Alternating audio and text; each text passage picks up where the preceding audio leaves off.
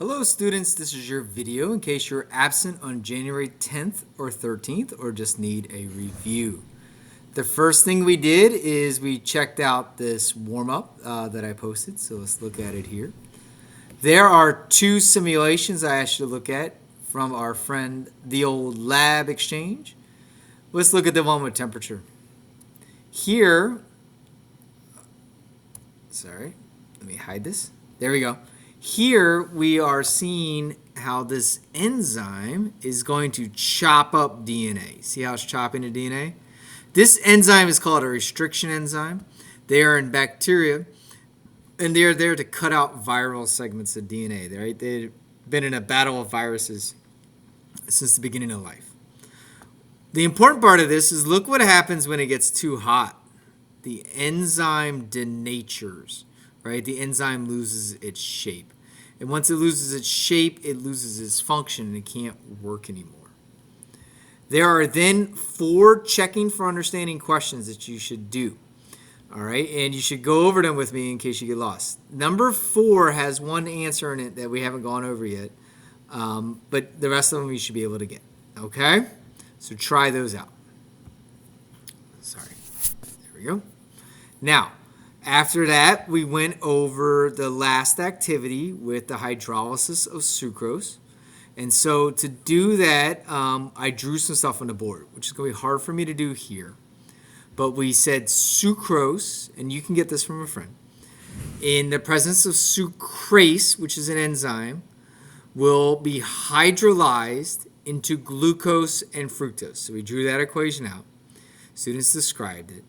Let's look at glucose and fructose. This is from that worksheet from last class, and I wanted to emphasize a couple things here.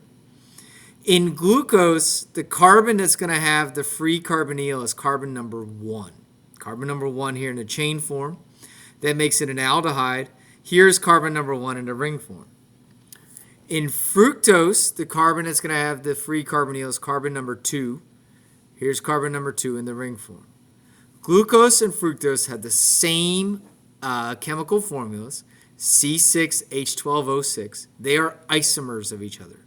By isomers, that means they have different arrangements of the atoms. Look at this. These are different arrangements of them. You can see the carbonyl here is on number 2, which over here is on number 1. When we look at sucrose, which is this one right here, it's hard to see, but this is glucose and this is fructose. Notice how carbon number 1 in glucose and carbon number 2 in fructose are engaged in this glycosidic bond. This glycosidic bond is the oxygen, the covalent bond with this oxygen here that's going to join these two monomers together to make a disaccharide or to make a polymer. It joins them together. If the carbons are engaged in a glycosidic bond, they cannot have a free carbonyl. So this is why sucrose doesn't turn red in Benedict's. A free carbonyl is needed for Benedict's to turn red, or in other words, for it to be a reducing sugar. So glucose and fructose are reducing sugars. So is maltose. Maltose is a reducing sugar because, look, this is 2 glucose molecules put together. Not glucose and fructose, 2 glucose to make maltose. Glucose, carbon number 1 here is not free. It's part of the glycosidic bond. But carbon number 1 on the right side of the second glucose molecule is free. It is a free carbonyl, and it can react with Benedict's. You can pause the video and look at this. This is what I'd like you to know from that worksheet that I'll give you when you're back from your trip. Students then practice modeling an enzyme, drawing the substrate, which here would be lactose, and then drawing the enzyme, which would be surrounding it, and the active site is where they combine together. The enzyme substrate complex is the whole thing, and then the products for lactose would be glucose and galactose. You should watch this video. It's linked in the post. And then we did the new stuff for today. So here's the new stuff, okay? We reviewed gene expression, right? And so here we're going to digest some ice cream or some milk. We need lactase. Lactase digests lactose, a key ingredient in milk. So we have a lactase gene. It's going to be transcribed into RNA. The mRNA goes to the ribosome on the endoplasmic reticulum. That's going to be translated into a protein. A bunch of amino acids together make the protein. Protein goes to the Golgi apparatus, where it's going to be processed into lactase. This is, while it's a new slide, it's the same concept as making the proteins that were aquaporins. Here comes the new stuff, and that would be DNA. So we went over what is DNA. DNA is made up of repeating monomers called nucleotides. A nucleotide is going to be a phosphate, a sugar, and a nitrogenous base. Let me see if I can make this a little bigger. There we go. Sorry, I should have done that from the beginning. Oh, here we go. Back to it. Here's the phosphate, here's the sugar, here's the base. This is one nucleotide. Many of these put together equal a molecule of DNA. The phosphate and the sugar will always be the same. This forms the backbone of DNA, and it's very strong. These are held together by covalent bonds. The nitrogenous bases will differ. And here we have an A. A is 2 rings. And we have a T, which is going to be 1 ring. We always have 2 rings and 1 ring. That gives us the right size of DNA. G's will have 2 rings, and C will have 1 ring. A's will always pair with T's, and G's will always pair with C's. This is called complementary base pairing. This is really important. If we open up a DNA molecule to copy it, if A's always pair with T's, all we need is one side, and then we can get an identical strand for the new one. The way you can remember that is ashtrays should go in the garbage can. That's just a funky way I remember it.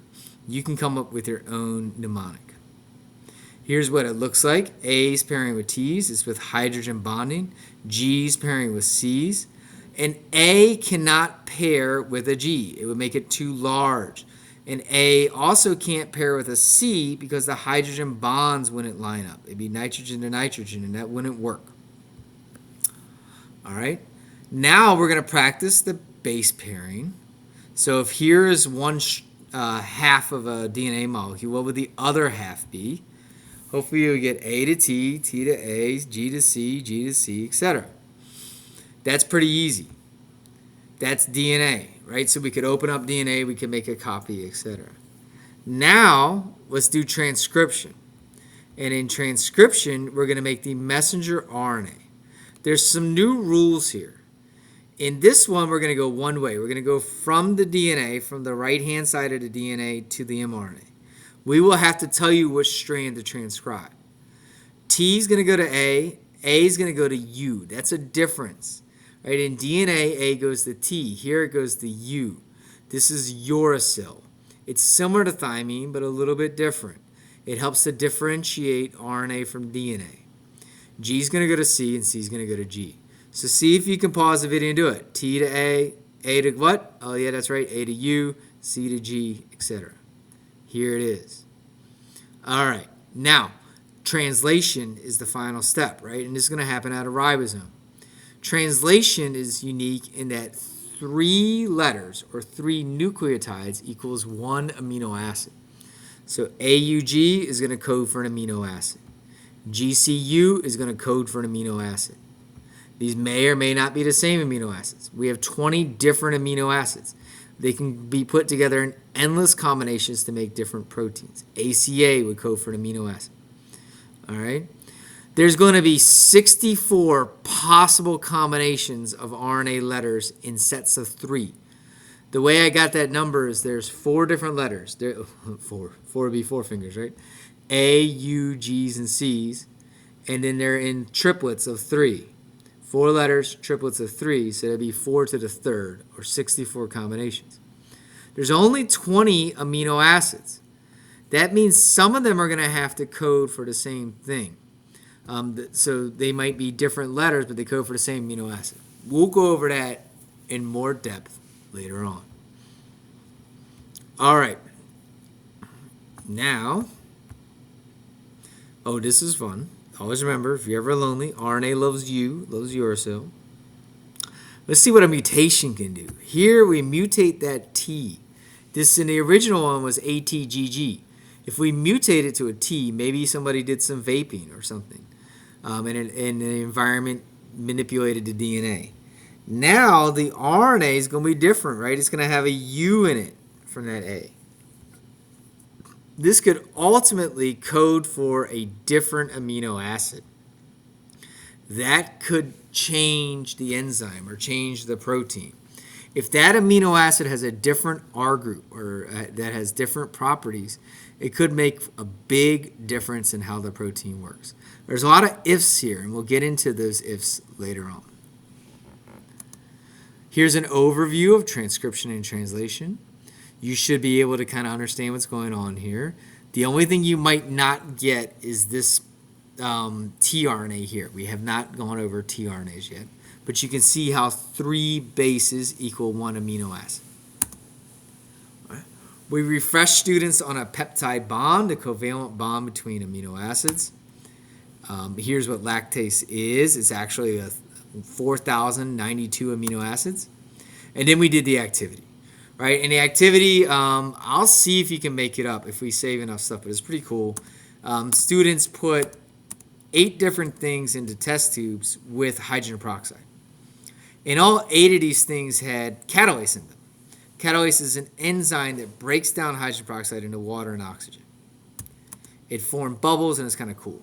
So carrots, potatoes, sweet potatoes, radish, duck liver, cow muscle, fish muscle, and yeast, all into these test tubes, and they all bubbled. And students made a table for that and calculated it. Right? You'll be able to get those results. We haven't broken down the activity yet. We ran out of time in class, and we'll do that next time. This is kind of a short video. It's the end of the week, and I got to pick up my kids and stuff. So I would most likely want to get all you film trip students together, and we can kind of go over this then. All right, students. Peace out. I hope you have a good one. Take care.